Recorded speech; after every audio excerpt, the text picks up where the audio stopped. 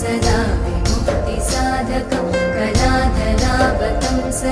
विलासिलोकरक्षकम्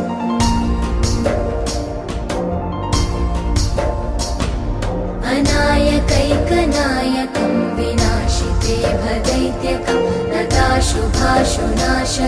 नमामि तं विनायकम् मुदाकरात्तमोदकं सदा विमुक्तिसाधकं कलाधरावतंसकं विलासिलोकरक्षकम्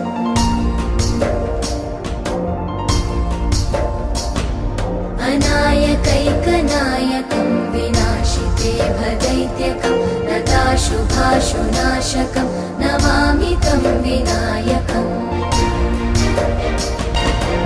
मुदाकरात्तमोदकं सदा विमुक्तिसाधकं कलाधरावतंसकं विलासिलोकरक्षकम्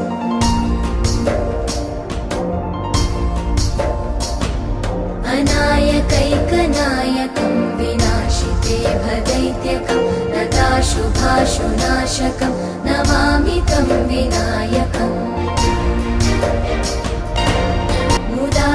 मुदाकरात्तमोदकं सदा विमुक्तिसाधकं कलाधरावतंसकं विलासिलोक